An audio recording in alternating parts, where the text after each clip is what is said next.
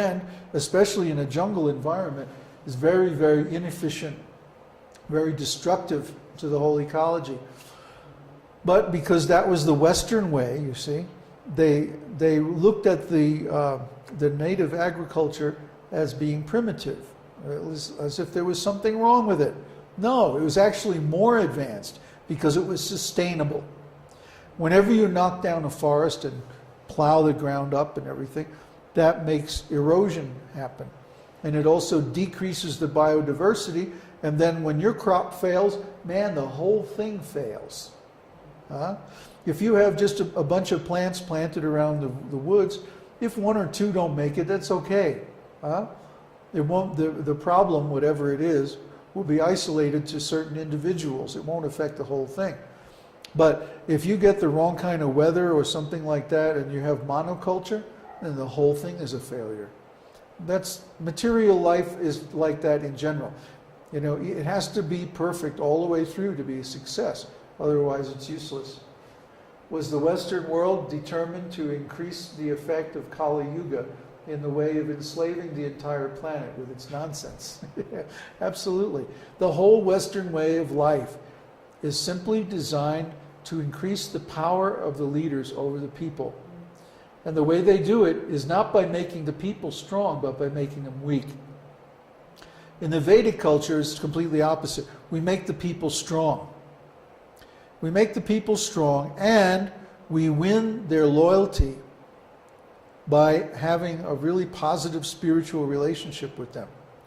We give them the tools they need to protect themselves and to perfect their life spiritually. Okay? That way, the people know that the government, or whoever is in charge, is actually on their side. And that's the way it should be. The people who run the government today are like desperate beggars. They're just trying to make a buck off of the people and exploit them. And their character is terrible. I wouldn't vote for any of these creeps. No, really. I mean, they don't deserve to be leaders because their intention is not to benefit the people. Their intention is to benefit themselves. It means they're beggars.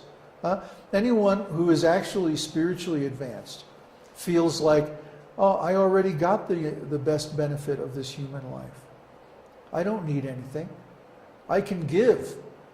Just like a person who's rich, you know, Bill Gates or somebody like that. He doesn't need any more money. He's got more money than he knows what to do with. So what does he do? He starts a charity foundation and he gives the money away to a good cause. Well, that's how the leaders of society should be. They should be people who have it together, that feel satisfied. I got the real benefit of life. Now I can benefit others. I can work for the benefit of the whole society. That's a real leader. Okay? Not someone who feels so insecure and greedy that they have to exploit other people. You know, especially the people that they're supposed to be responsible for. That's criminal. You know, we don't support that. You know, that's why the government is very much afraid of this knowledge getting out, because that means those people would be kicked out. Nobody in their right mind would vote for any of them. So they don't like this knowledge. They don't want people to have this knowledge, because if they did, they would elect a whole different crowd of people to these offices. The way it is now, by the time you get nominated for any political office, you have to be completely corrupt.